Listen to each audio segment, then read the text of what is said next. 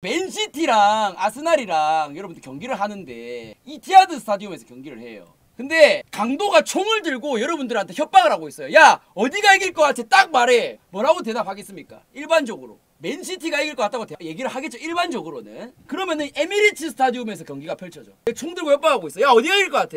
그러면은 일반적으로는 뭐라고 하려나? 그렇게 하면 안 돼요. 자, 아무튼 일반적으로는 아스날이 이긴다고 얘기를 하는 사람들이 아무래도 조금 더 많겠죠. 지금의 폼이라고 한다면은. 너무 밸런스 붕괴로 좀 가져왔나? 아무튼 무슨 말을 하려고 하는 것이냐 하면 그만큼 홈과 어웨이, 이 홈이라는 것 자체가 축구나 스포츠에서 굉장히 중요하다는 이야기를 하는 거죠. 집 나가면 개고생한다. 같은 경기라고 할지라도 우승 가능성에 가장 큰 영향을 준다라고 평가받는 것이 바로 홈과 어웨이 아니겠습니까? 그래서 1819 시즌 맨시티의 경우에는 홈 승률이 95%였는데 원정 승률이 74%였어요.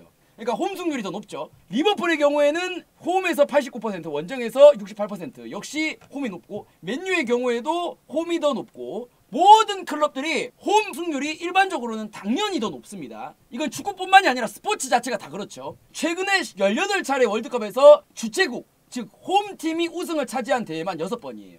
그러니까 클럽뿐만이 아니라 이런 국가에서도 이 홈에서 경기를 치르는 것 자체가 굉장히 유리하다라는 것이죠. 사실상 홈보다 이 원정에서의 승률이 높은 팀은 사실상 존재하지 않는다.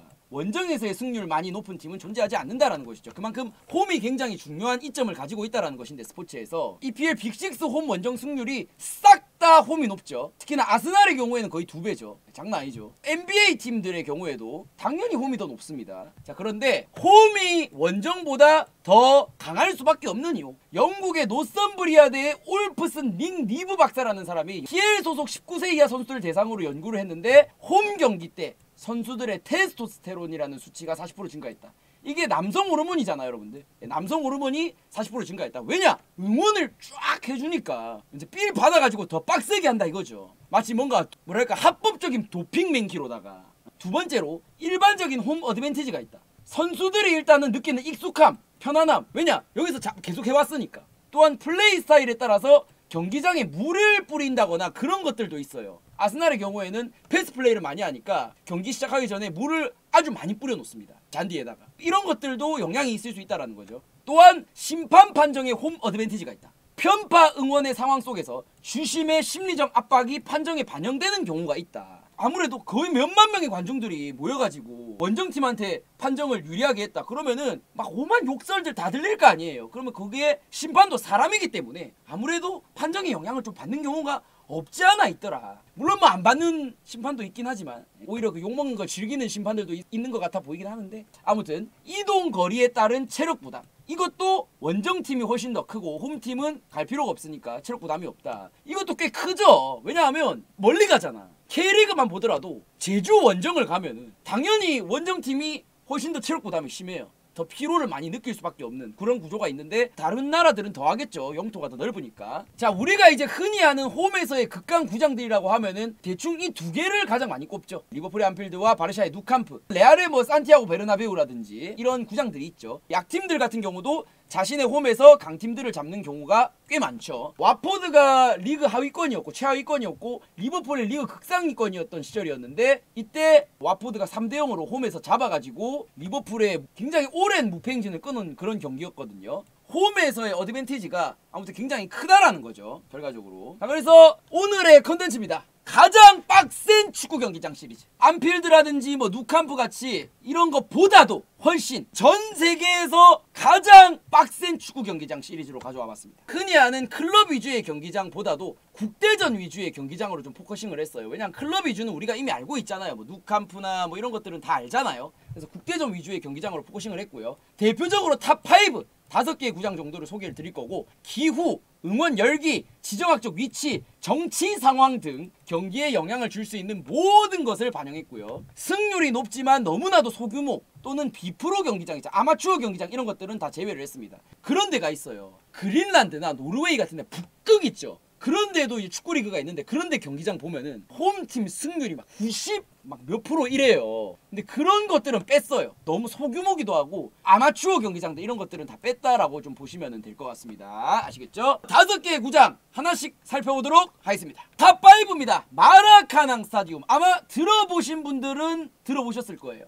공식 명칭은 이스타지우 조르날리스타 마리우 필류라는 곳이고요. 브라질의 두 번째 수도인 리우데자네이루에 위치한 세계 최대의 축구 경기장이다. 한때 관중 수용 인원이 20만 명에 육박을 했다. 현재는 7만 8천여 명으로 축소가 되었고요. 보수공사하면서 브라질 축구의 메카로 불리며 1950년 브라질 월드컵 개최 목적으로 설립이 된 구장이다. 1948년 8월달에 공사를 시작을 해서 월드컵 직전인 1950년 6월 중순에 완공했어요. 그러니까 2년도 안 걸렸어요. 이걸 짓는데. 초스피드 건설을 했다. 물론 완벽하게 완공하지 못한 상태였어요. 근데 일단 월드컵은 치러졌었고, 브라질 최대의 축구 경기장으로 준공 당시 세계 최대 인원 수용이 가능했던 경기장이다. 그래서 여기 리우데자네이루 요 예수상 아래에 이렇게 위치해 있죠. 마라카낭 스타디움의 경우에는요, 1950년, 2014년 브라질 월드컵, 2016년 리우 올림픽, 그리고 A매치 평가전에서 브라질 홈으로 사용됐고요. 2016 리우 올림픽 당시에 개회식이랑 폐회식 장소로 사용되면서 올림픽 최초로 개폐회식을 축구장에서 한 사례가 되었고요. 브라질 특유의 열띤 응원, 그리고 약 7만 명 이상을 수용 가능한 이런 대규모 구장으로 압도적인 아우라를 자랑한다. 특히 도명식의 지붕, 이렇게 도명식의 지붕으로 응원 소리가 경기장에 집중된다. 그렇기 때문에 원정팀의 입장에선 굉장히 부담이 되는 그러한 경기장이다. 브라질 축구대표팀의 이곳에서의 축구 전적의 경우에는요, 118전 85승 23무 9패로 패배할 확률이 7%였다.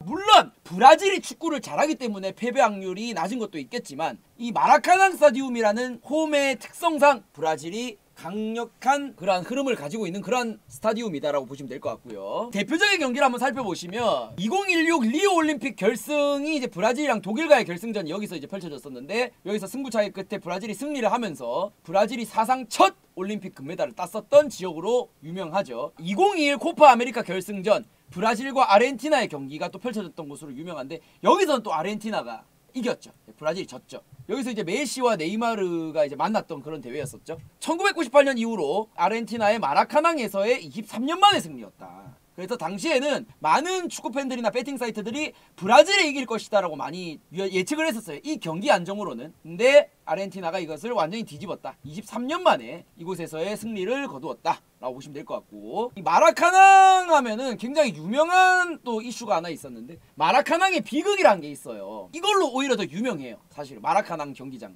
1950년 브라질 월드컵 당시에 우루과이를 상대로 지지만 않으면 브라질이 우승하는 상황이 있었어요. 여기 보시면은 브라질이 1등이었고 우루과이가 2등이었고 스페인, 스웨덴 3, 4등이었는데, 이때는 이제 월드컵이 토너먼트 형식이 아니라 리그 형식이었거든요. 그래서 이렇게 승점을 매기는 형식이었어요. 그래서 마지막 경기가 우루과이와의 경기였는데, 여기서 브라질이 지지만 않으면, 승점상 1점 차니까 지지만 않으면 브라질이 월드컵에 우승한 상황이었거든요.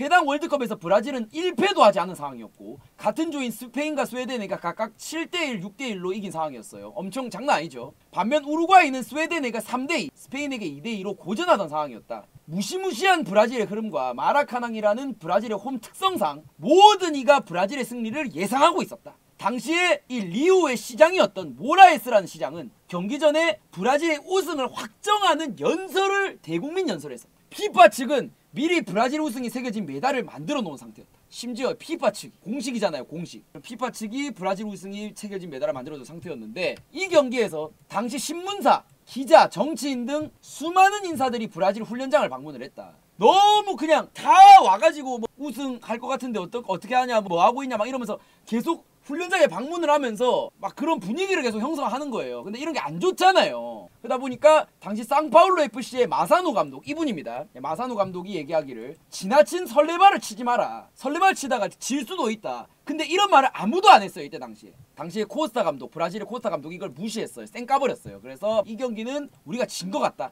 설레발은 필패라고 하는데 뭔가 느낌이 쎄하다. 경기가 어쨌든 7월 16일 날 펼쳐집니다. 결승전 당일에 무려 19만 9,954명, 약 20만 명의 관중이 집결하면서 현재까지도 이게 기네스 기록이에요. 해당 경기에서 우루과이의 2대1 승, 우루과이가 이겼어요. 그래서 우루과이가 월드컵 우승을 차지를 하게 되면서 승점 5점으로 월드컵 우승을 차지하게 됩니다. 그래서 경기 직후에 관중 2명이 심장마비로 사망했고요. 관중 2명은 권총 자결합니다. 당시 피파 회장이었던 질리메가 얘기하기를 온몸에 소름이 끼칠 정도의 적막감이었다. 이게 설레발 김칫국이라고 말씀하시는데, 우루과이 측도 그렇게 생각했어요. 웬만하면 브라질이 이길 것 같다. 지금 흐름상 우리가 이길 것 같진 않다. 즐기다 와라. 이렇게 얘기를 했었어요. 우루과이 측에서도. 그런 상황이었는데 충격패를 당한 거죠. 충격패를 당해서 우루과이 선수들 승리 이후에 트로피만 받고 빠르게 귀국했다. 무서워서 못 있겠다. 경기장 보세요. 20만 명이 운집했다 그랬잖아요. 근데 20만 명이 거의 다 브라질 사람이에요. 2층 요 공사 요 보면 스탠드까지도 올라가 있어요. 보시면은 위험하잖아 이런데 여기까지 올라가 있는 거야. 여기에도 있어. 심지어 폭동이 일어날 수도 있잖아요. 그래서 경기 직후에 브라질 팬들의 통곡, 승리 연설을 했던 리우 시장의 동상회성 등 폭동이 발생했다. 이후 2년간 브라질은 국제대회 안 치렀습니다. 너무 충격이 커서 4년간 마라카낭에서의 경기를 하지 않았다. 당시 키퍼로 뛰었던 선수가 바르보사라는 선수인데 이 선수예요. 이 바르보사의 경우에는 자국에서의 축구 관련 업계로부터 완전히 손절을 당했다. 백수신태가 되었다. 결국에는 화살을 돌려야 되니까 골키퍼에게 자연스럽게 화살이 돌아간 거죠. 심지어 40년이 지난 1993년 축구 라디오 중계마저 브라질 축구협회로부터 제지당했다. 40년이 지났는데. 또한 흑인 키퍼에 대한 선입견이 생겨서 흑인이니까 그래서 2006년까지 사건이 있은 지로 50년이 지난 2006년까지 브라질엔 흑인 키퍼를 채용하지 않습니다. 미쳤죠. 그래서 2000년에 이제 바르보사 선수가 생을 마감하게 되는데 여기서 유언을 남긴 게 있는데 브라질에서 범죄를 저질러도 43년이면 풀려 나오는데 진짜 최악의 범죄를 저질러도 43년이에요. 법정 최고형이. 근데 나는 50년 동안 범죄자처럼 숨어 다녀야 했다. 이런 말을 남기면서 생을 마감합니다. 얼마나 괴로웠겠어요. 경기 이후 추격으로부터 흰색 유니폼이 파기되었다. 이때 유니폼 흰색이었거든요. 보시면은 이런 유니폼이었는데 경기 이후 브라질 추격이 유니폼 파기했어요. 그래서 이제 우리가 알던 노란색 유니폼 있죠. 그걸로 변경을 했다. 이 유니폼 있죠. 노란 색깔 유니폼. 이걸로 홈팀 유니폼을 변경을 했습니다. 이런 역사가 있고요. 자, 이런 세계 최대 축구장 마라카낭의 근황이 공개가 되었었는데 2016 리우 올림픽 이후에 사실상 방치되었다. 8,800억의 재개발 비용을 리우데자네이루시가 제대로 추진할 여력이 없었다. 재개발 과정에서 하청 회사들로부터 부패가 발견됐다. 남미 하면 또 부패죠. 여기서 빼먹고 저기서 빼먹고 하니까 완전히 그냥 비리투성이었다라는 거죠. 전기세 체납으로 인해서 주정부와 리우 올림픽 준비위원회 간 분쟁이 발생하기도 했다. 2층 관중석 곳곳에 의자가 파손됐으며 이렇게 의자가 이빨이 없죠. 그리고 내부 지붕마저 파손되었다. 또한 구장의 잔디일 관리를 제대로 못해가지고 최악의 상태가 되었다. 보시면은 이래요 지금. 우리 저기 대충 저 바깥에 공원 같은 데 가면은 이런 거 많거든요. 이런데 여기 막 돗자리 깔아가지고 막 밥 먹고 막 요 자전거 타고 다니고 이런 데 많아요. 딱 이런 수준인 거예요 지금 보면. 관리가 전혀 돼 있지 않은 것이죠. 이후에 두 개의 축구 클럽의 홈구장이 되면서 뭐 약간은 나아진 상태이긴 하다. 하지만 그럼에도 불구하고 2층 같은 경우에는 잘 안 쓰다 보니까 지금 2층에는 7천여 개의 좌석이 유실되어 있다. 그래서 7만 8천여 명을 수용할 수 있다고 하는데 실질적으로는 한 7만 명 초반 정도밖에 수용을 못한다라는 상태라고 해요. 이게 위에서 본 모습인데 약간 색깔이 황토색 투성이죠. 거의 뭐 공터죠. 이 정도면 수준이. 이게 어딜 봐서 축구 경기장입니까? 거의 뭐 공터죠. 그래서 지금 이러한 상황이다. 근데 이게 뭐 축구장 뿐만이 아니죠. 이 올림픽을 개최를 하고 나면은 대체로 그 경기장은 잘 사용을 안 하다 보니까 관리가 좀 소홀하게 되는 경우가 있는데 리우 올림픽 당시에 결승전이 치러졌던 수영장 같은 경우에도 끝나고 나서 보시면은 이렇게 지금 관리가 전혀 안 돼 있죠. 벽지는 다 떼져 있고 색깔은 지금 완전 갈색깔 돼 있고 이러한 실정이다. 그래서 뭐 축구장도 뭐 이런 상황이다. 이렇게 좀 보시면 될 것 같고요. 자, 다음 탑4 보겠습니다. 에스타디오 아즈테카라는 경기장이 있습니다. 여기는 이제 멕시코의 수도 멕시코시티에 위치한 멕시코의 대표 경기장으로 이름의 유래는 아즈텍 문명에서 따온 그래서 아즈테카라고 불려요. 1970년, 1986년에 멕시코 월드컵 그리고 1968년 멕시코 올림픽 및 국대전에서 멕시코의 홈구장으로 사용됐고요. 2026년 북중미 월드컵에서도 사용될 예정이라고 합니다. 2년 뒤에. 해발 고도 2000m의 고지도에 위치해 있으며 또한 수용 인원이 8만 7천여 명이다. 엄청난 홈 텃세를 가지고 있으며 돔 형식의 지붕으로 또 이렇게 뚜껑 형식의 지붕이죠. 그래서 응원이 울리는 구조다. 원정팀에게 있어서는 고산병, 열성적인 멕시코 팬들의 야유 뭐 이런 것들이 있고요. 월드컵에서의 19경기 중에서 무려 13경기가 이 경기에서 펼쳐진 13경기가 관중수가 10만 돌파했다. 그러니까 얼마나 빡세겠어요. 여기서 월드컵이 펼쳐졌다라는 거는 멕시코의 홈이니까 멕시코랑 누구랑 경기를 했다라는 건데 관중수가 10만 명 돌파를 했다라는 거는 원정팀 입장에서는 이거는 끔찍하죠. 아무튼 관중수도 굉장히 많고 월드컵에서 멕시코는 해당 경기장에서 무패. 이 경기장에서 멕시코가 경기를 하면은 무패다. 월드컵에서는. 해당 경기장에서 총 104승 21무 10패를 기록했다. 그래서 패율이 7.4%. 장난 아니죠. 극강이죠. 이 경기장도 한가닥 하는 경기장이다. 그래서 대표적인 경기를 보면은 1970년 멕시코 월드컵에서 브라질과 이탈리아의 결승전 장소로 여기가 또 쓰였는데, 여기서 브라질이 우승하면서 펠레가 월드컵 3번째 우승을 차지했던 장소이기도 하고요. 그리고 1986 멕시코 월드컵 결승전에서 마라도나가 월드컵 우승을 거뒀던 장소이기도 하고, 이 월드컵 당시 8강전 아르헨티나와 잉글랜드전이었죠. 여기서 마라도나 신의 손이 나왔던 경기장이기도 합니다. 나름 이 축구사적으로는 좀 의미가 있는 경기장이라고 보시면 될 것 같고요. 탑3입니다. 아자디 스타디움. 이거 같은 경우에는 뭐 우리나라 사람들은 이 경기장 이름 한 번씩은 다 들어보셨을 거예요. 축구팬이면 당연한 것이고, 1971년에 개장된 이란의 수도 테헤란에 위치한 이란 최대 규모의 축구 경기장이다. 1979년 이란 혁명 이후에 경기장 백스탠드에 이란의 지도자였던 호메이니와 하메네이의 사진이 걸려있다. 여기 보시면 이거죠, 이거. 종교상의 이유로 1919년 이전까지는 남성들만 출입이 가능해요.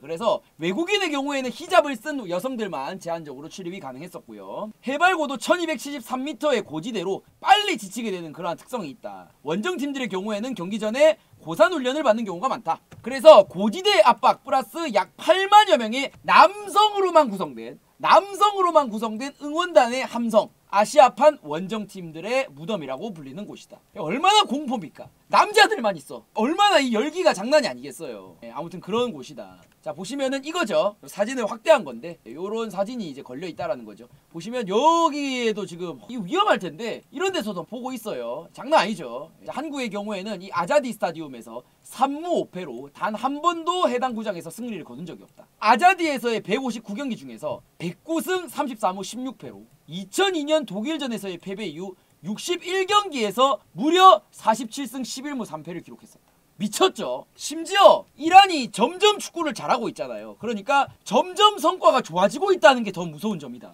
이런 엄청난 홈팀의 텃세, 그리고 의외로 이란이 축구에 미쳐있는 나라예요. 그래서 이란의 최고 축구 클럽인 페르세폴리스라는 이 축구 클럽의 홈팬들 중에서 훌리건들이 굉장히 많은데, 이 해당 클럽의 홈구장이 바로 이 아자디 스타디움이에요. 그러니까 얼마나 장난 아니겠습니까? 그래서 아시아 팀 중에서 이란을 이곳에서 이긴 국가는 뭐 우즈벡 같은 중앙아시아 내지 중동의 정말 소수 몇몇 국가가 전부다. 그마저도 최근에는 여기서 펼쳐지는 경기들은 못 이긴다. 그것도 다 옛날에 이겼던 것들이지. 뭐 아무튼 그렇다. 그래서 아자디 스타디움에서의 이란은 진짜 무시무시하다. 이렇게 보시면 될 것 같고요. 심지어 북한도 참교육 당한 곳이다. 여기서 북한도 참교육을 당했는데 어떤 참교육이냐, 그냥 진 게 아니라 2004년 아시안컵 예선, 이란과 북한전이 예선전이 있었는데 북한이 1대1로 동점골을 기록을 하자 화가 난 이란 관중이 북한 선수들에게 폭죽을 발사했다.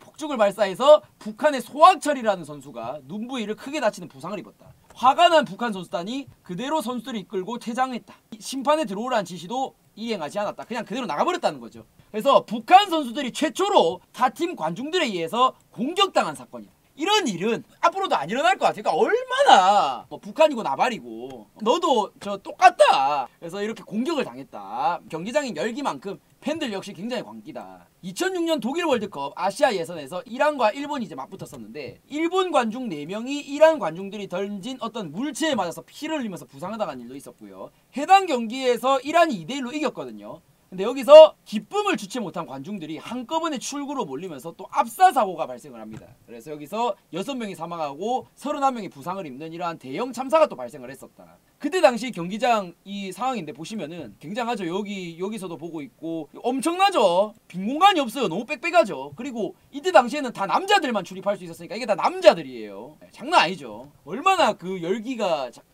아무튼 그랬다라는 점. 이란 정부가 대놓고 밀어주는 곳이다. 2010년 남아공 월드컵 직전에 이란과 한국의 평가전이 있었는데 해당 경기가 폭우로 인해서 관중수가 3만 명밖에 유치가 안 됐어요. 그러다 보니까 이란 측에서 경기 직전에 무료 입장을 선언합니다. 그래서 관중수가 9만 명에 육박하게 되었다.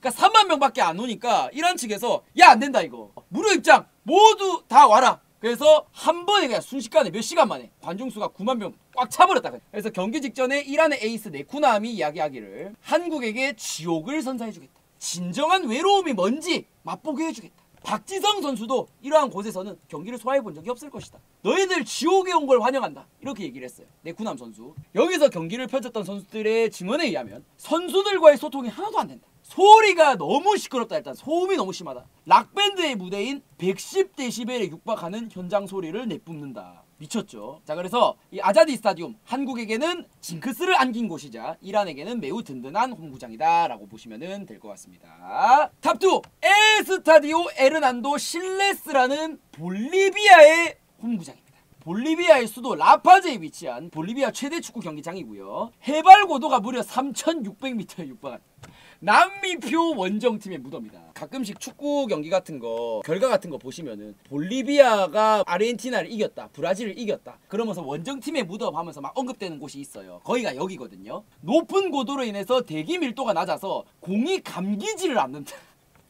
공이 안 감긴대요. 또한 패스의 질이 떨어진다. 한마디로 공의 궤적을 예측할 수가 없다. 이 축구 플레이 자체에 영향을 미치기 때문에 원정팀들이 매우 극혐하는 경기장이다. 해당 경기장에서 볼리비아 국대의 전적은 무려 82승 35무 36패다. 뭐야? 원정팀의 무덤이라면서 36패? 별로 원정팀의 무덤 아닌 것 같은데요? 하실 수 있는데 볼리비아 피파 랭킹이 85입니다.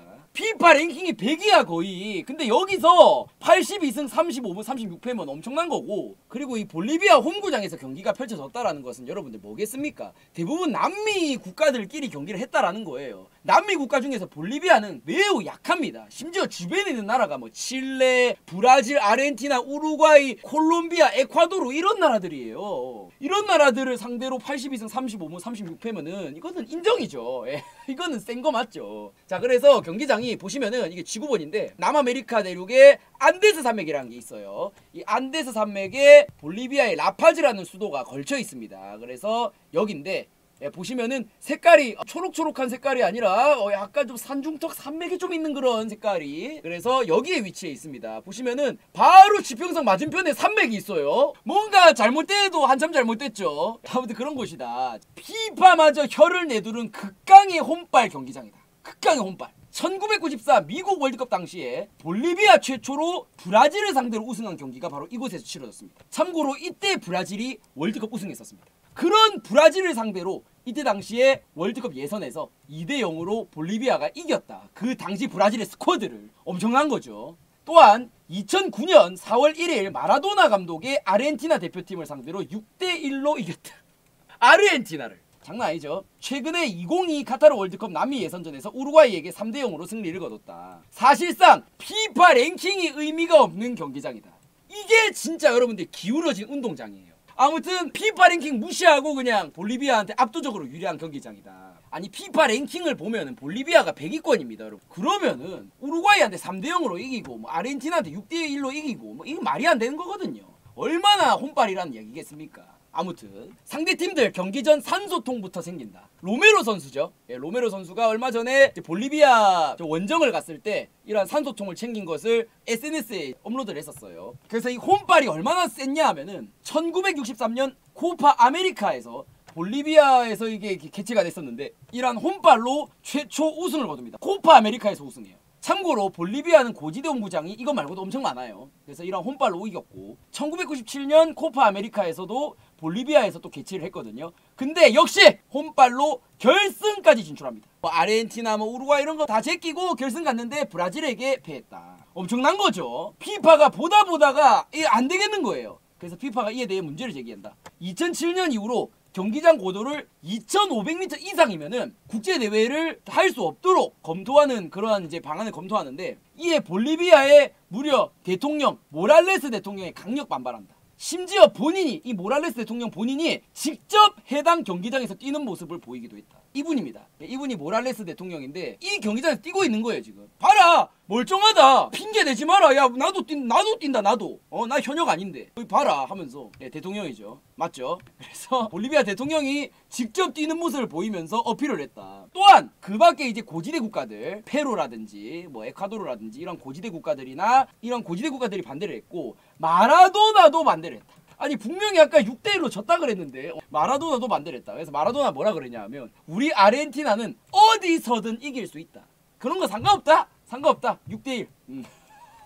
이런 일이 있었다. 지금 현재 기네 선정 세계에서 가장 높은 축구 경기장으로 등재가 되어 있고요. 결국에는 피파에서 3,000m 이상의 구장에서는 일단 국제대회 금지를 발표를 해요. 다만 볼리비아 구장은 딱 이 하나만 예외로 둡니다. 우리가 졌다 그래 해라. 너희들은 예외로 해줄게. 근데 앞으로는 안 된다. 3,000m 이상은 국제대회 안 돼. 니들 예외로 해줄게. 그래 니들 해라 이런 거죠. 대신에 볼리비아의 월드컵 개최는 사실상 불가능하다. 왜냐? 혼발이 너무 심하니까. 또한 남미 국가들의 격렬한 반대. 혼발이 너무 심하니까 격렬한 반대가 예상되기 때문에 사실상 월드컵 개최가 안 될 것이다. 대략 4만 1000여 명 정도의 관중들을 수용을 할 수 있고요. 볼리비아의 31대 대통령이었던 에르난도 실레스라는 이러한 사람의 이름을 딴 경기장입니다. 이분이에요. 아무튼 그렇다. 아까 탑4, 탑3, 탑2 다 무슨 해발고도 얘기하는데 이게 뭐가 그렇게 빡세길래 이렇게까지 힘들어하느냐. 자, 그래서 고산병이 뭔지 제가 좀 가지고 와봤는데 해발 3000m 이상의 고지대에서 주로 발병을 하고요. 산소 부족으로 인해서 생기는 증상입니다. 보시면은 3000m 이상부터는 고산증을 경험할 확률이 무려 절반 정도에 해당한다. 10명 중에 4명이 겪는다는 거죠. 그러니까 이 에스타디오 요 에르난도 실레스에서는 10명 중에 4명이 고산증을 경험한다는 거죠. 엄청난 거죠. 자, 그래서 두통 및 어지러움, 붕 뜬 느낌, 판단력 저하, 귀가 먹먹한 느낌, 구토, 소화불량, 코피, 호흡곤란, 숙면 불가능, 의식 저하 등 술에 취해 어지러운 느낌과 숨이 가쁜 느낌, 이 두 개가 같이 온다고 해요. 뭔가 기분이 더러울 것 같지 않습니까? 이런 느낌이다. 비행기나 케이블카를 탔을 때 귀에 이명감을 느끼시거나 또는 어지러움증을 느껴보신 분들이 계신다고 하면은 이 에르난도 실레스를 갔을 때 무조건 고산병 증세를 겪을 수 있다. 이렇게 보시면 됩니다. 예, 뭔 말인지 아시겠죠? 메시도 빡쳤다. 이 경기장에서 2022 카타르 월드컵 남미 예선 당시 아르헨티나와 볼리비아와의 경기가 이 에르난도 실레스에서 펼쳐졌는데 축구 매체 더 선에 따르면 해당 경기에서 상대 코치를 향한 메시의 패드립이 있었다. 그래서 메시가 해당 경기에서 해당 상대 코치를 어머니를 욕하는 발언을 했다. 또한 대머리 비하 발언을 했다. 경기 당시에 상대 코치가 메시에게 계속 소리를 질러서 메시가 빡쳐가지고 이러한 발언을 했다. 대머리를 비하하는 발언을 했다. 이 코치가 당시 대머리였거든요. 이분인데 아무튼 그런 발언을 했고 해당 경기에서는 일단 아르헨티나가 이기긴 했는데 이 우승이 무려 15년 만에 볼리비아를 상대로 한 원정승이었다. 얼마나 빡셌으면. 이때 당시에는요 여러분들 메시 뽀시래기 시절이 아니에요. 이제 메시가 주장 완장도 차던 시절이고 그래서 성질도 많이 죽이고 굉장히 좀 성숙해졌던 그런 시절이었단 말이에요. 그럼에도 불구하고 뭐 이런 것들이 에르난도 실레스라는 이런 빡센 환경에서의 이러한 것들도 아마 메시의 판단력이나 이런 거에 영향을 미쳤을 가능성이 있다라는 그런 얘기들도 있더라고요. 그래서 한번 가져와 봤습니다. 메시를 빡치게 하는 고지대의 위험 이런 얘기도 있었다. 이렇게 해서 탑2를 알아봤는데 자 그러면은 이거보다 더 빡센 데가 한 군데가 더 남았다라는 거잖아 여러분들. 어디겠습니까 여러분들? 에베레스트? 아니 해발고도 3000m 이상은 경기장 이제 경기 못 한다니까요. 딱 한 군데가 있습니다. 우리 모두 다 알고 있습니다. 어디겠습니까 여러분? 여기입니다. 탑1 김일성 경기장. 북한 평양에 위치한 다목적 경기장으로 4만 명 정도를 수용할 수 있다. 무려 인조잔디 경기장이다. 이전까지 있었던 그 4개의 경기장은요 그래도 천년잔디였어. 아니면 하이브리드였다고. 근데 여기는 인조잔디예요. 인조잔디. 그래서 북한 축구대표팀 북한 1부 리그 소속 기관차 체육단이나 4.25 체육단의 홈구장으로 사용된다. 이거는 제가 저번에 그 북한 영상 올린 거 있거든요. 요거 한번 보시면 좋을 것 같고 11만 명의 관중을 수용 가능한 능라도 축구 경기장이라는 곳이 있기는 있지만 사실상 여기가 북한 축구의 성지라고 볼 수가 있다. 국제 경기들은 대부분 이곳에서 치러지게 된다. 여기가 능라도 축구 경기장이거든요. 지금 현재 세계에서 가장 많은 관중을 담을 수 있는 그런 경기장이라고 하기는 하던데 이거보다도 여기가 사실상 축구의 성지다. 2006 월드컵 최종 예선 이란과의 경기에서의 패배 이후 지금까지 단 한 번도 패하지 않고 있는 사실상 진짜 찐 원정팀의 무덤이다. 이 김일성 경기장이란 이름답게 경기장 스탠드에 김부자의 초상화가 걸려 있습니다. 이거죠, 이거. 예, 이거. 4만여 명을 수용 가능한 중형급 경기장이긴 하지만 사실상 외국인 관중이 거의 없다라는 점. 관중 수는 적지만 외국인 관중이 거의 없어요. 다 북한인이야. 플러스 관중들이 거의 평양 시민과 군인이라는 점을 봤을 때 원정팀 입장에선 굉장히 위화감을 느낄 수가 있다. 함성 소리가 너무 커서 소통 자체가 굉장히 힘들다라고 해요. 경기 내에서의 상황뿐만 아니라 외적으로도 불식 업무를 한다라거나 호텔에서의 도청은 기본. 해당 경기장에서 경기를 치는 일본 선수들의 경우에는 너무 무서워서 2명씩 짝을 이루어서 잠을 잤을 정도라고 하죠. 이전의 경기장들은 그냥 경기 내적인 문제였어요. 근데 여기는 경기 외적으로도 갑자기 막 불식 업무하고 도청하고 이러니까 공산주의 국가다 보니까 무섭잖아요 일단은. 이런 것들이 또 있다. 그래서 경기 자체에도 분명히 영향을 미친다. 심리적으로 말리면서 시작한다는 점 때문인지 해당 경기장에서 거의 지지 않는 모습. 이곳에서만큼은 아시아의 강호 부럽지 않다. 그나마 비슷한 환경인 이러한 김일성 경기장이랑 그나마 비슷한 환경에서 좀 경기를 많이 했던 이란 정도만 이겼을 정도니까 이 경기장에서 총 18승 6무 3패의 압도적인 전적. 한국의 경우에는 북한 전적이 7승 8무 1패거든요. 근데 이 중에서 1패를 여기서 당한 거예요. 한국, 일본 모두 김일성 경기장에서는 북한을 상대로 이겨본 적이 단 한 번도 없습니다. 다만 북한이 이곳에서 강팀과의 경기 자체를 잘 가지지 않으려고 하는 것도 있기는 있어요. 왜냐? 옛날에는 좀 많이 했는데 최근에는 이제 뭐 한국이나 일본이나 북한보다 훨씬 축구를 잘하기 때문에 여기서 지면은 낭패잖아요. 그러니까 좀 그런 것들도 있다라고 보시면 될 것 같고, 최근에 이겼던 이란의 당시 상황, 2005년 이란이 2대0으로 여기서 북한을 이겼거든요. 근데 그때 당시 감독이었던 이반 코비치 감독, 지금은 중국 감독이에요. 이 감독이 이야기하기를 우리는 목숨이 안전하지 않다고 느꼈다. 경기가 끝난 후 숙소에 복귀하기 위해서 버스에 탔는데 수많은 북한인들이 버스를 가로막고 가지 못하게 했다. 분명 위험한 상황이었다. 그래서 이거죠. 버스를 타는 것부터 방해를 했고 타고 나서 아예 못 가게 했다라는 거죠. 길을 막 막아가지고 운집해가지고. 그래서 분명히 위험한 상황이었다. 김일성 경기장은 독일 월드컵 예선에서 탈락하자 거의 폭동 분위기였다. 이란 축구대표팀은 독일 월드컵 예선에서 탈락한 북한 관중들이 던지는 물건에 맞지 않기 위해서 머리를 숙이고 빠져나가야만 했다. 인조잔디라는 경기 내적 상황과 일방적인 관중 응원, 그리고 고의성이 다분한 이러한 견제 플레이, 온갖 더러움이 난무하는 경기장으로 이제껏 설명했던 경기장들과는 약간은 결이 좀 다른 그런 경기장이다 라고 보시면 될 것 같습니다. 참고로 그러니까 북한은 항상 피파 랭킹이 100이 바뀌었어요. 근데 그런 곳에서 18승 6무 3패니까 압도적인 게 맞죠. 2014 월드컵 3차 예선에서 북한과 일본과의 원정 경기, 굉장히 유명한 경기가 있었는데 여기서 짐검사부터 난항이었다. 유니폼에 일장기가 있다는 이유로 유니폼을 압수당했다.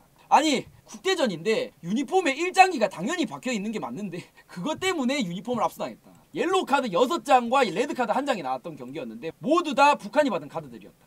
결국 북한이 이 경기에서 1대0으로 승리를 거뒀다. 이거죠. 블랙카드 조선 이겨라 이러고. 당시 북한은 이미 예선 탈락 확정이었으나 이악 물고 경기를 해가지고 일본을 잡아냈다. 이미 월드컵 예선도 탈락 확정이었어. 근데 일본이니까 일단 잡아야겠는 거야. 당시 북한의 피파 랭킹이 124위였고 일본은 피파 랭킹이 17위였다. 그러니까 이러한 피파 랭킹 107위 차를 극복을 한 것이죠. 엄청난 거죠. 아니 124위랑 17위랑 떴는데 124위가 이긴 거면 대단한 거죠. 자, 그래서 그때 당시에 짜케리니 감독이죠. 짜케리니 감독이 이제 밝히기를 너무 무서웠고 선수들이 위협을 받아가지고 2명이서 짝을 이루어가지고 같이 자고 그랬다. 이렇게 인터뷰에서 밝혔었죠. 또 이런 경기가 있었죠. 한국 최초 무관중, 또한 한국 최초 녹화 중계가 벌어졌던 곳이기도 했다. 2022 월드컵 예선에서 이제 한국과 북한이 만났었죠. 이때 우리가 원정을 갔었죠. 평양 원정을. 당시에 북한의 무관중 기행 그리고 한국의 생중계를 허용하지 않았고 한국 최초로 녹화로 경기를 중계했다.